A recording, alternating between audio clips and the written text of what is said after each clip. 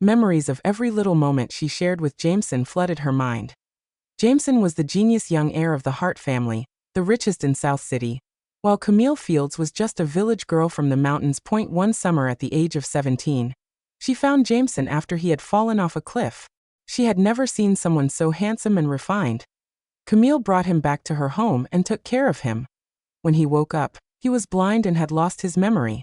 He stayed at her house for over a year, and only after regaining his memory did he contact the Hart family with her help. Jameson confessed his love to her, asking her to return to the Hart family with him, and promising to stay by her side for the rest of his life.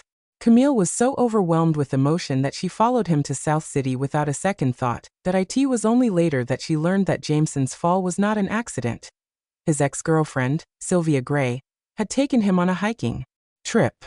Jameson fell off the cliff while trying to save her. Yet Sylvia told no one about this accident. When she got home, she immediately packed and left the country. When Jameson returned to South City, he was still blind. Because of that, the Hart family was preparing to choose another heir. Camille was worried he would not be able to handle the blow. However, he held her hand tightly and smiled as he said, "As long as I have you, Camille, nothing else matters." Camille studied day and night in college because of this promise, even agreeing to take experimental drugs. Eventually, she restored Jameson's sight. The moment he could see, he hugged her tightly and vowed never to let her down. After regaining his sight, Jameson returned to his position as the heir of the Hart family. Everyone said that his status was too noble for him to be with a village girl like Camille, who still had an accent when she spoke. However, Jameson cherished her like a treasure. Anyone who dared to speak ill of Camille in front of him would see him turn against them. He showed everyone with his actions and words that he loved Camille with all his heart. Over time, everyone believed it.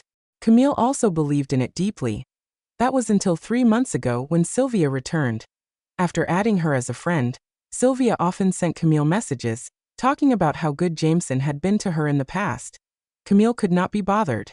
Those things were in the past, and now Jameson treated her even better. However, at this moment, Jameson had dropped everything without hesitation for a phone call, and gone to find Sylvia. That he did not even remember to call the hospital to verify the supposed cancer diagnosis. Camille had clearly shown Jameson the message Sylvia sent her 3 days ago. He told her that Sylvia was just trying to get her attention, and that she should not worry about it. She had not worried about it. What about Jameson? Camille curled up in the blanket as though she was waiting for some kind of verdict. She did not know how much time had passed when her phone buzzed twice. A message from an unknown number with a video popped up. Camille slowly reached for it and tapped it open. Jameson's familiar voice came through, trembling slightly, "Sylvia." Sylvia threw herself into his arms, tilting her head to kiss him. "Jameson, I'm dying. Please don't push me away." The video cut off, but the sound of their ragged breathing still played. Camille knew his voice by heart. It was etched into her very bones. She could not possibly be wrong. At that moment, all hope left her. She shut her eyes as silent tears slipped down her face. She took her phone and sent a message.